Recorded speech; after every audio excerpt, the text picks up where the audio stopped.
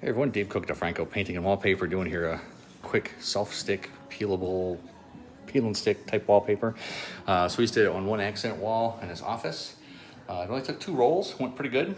The only thing, it went good, but this stuff, I would not recommend it for your house. It was good for what they're using it for, but it's really thin, really cheap. So it's really hard. After I got the first piece up, it was really hard to maneuver the stuff. Once it stuck to itself, it didn't come off anymore.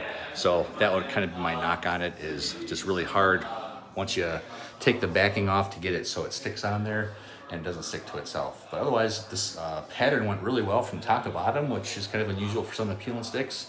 So there was no separation, it didn't stretch very much. So overall it was really good. What else? And the shelves didn't come off, so it kind of made it tricky going around the shelves.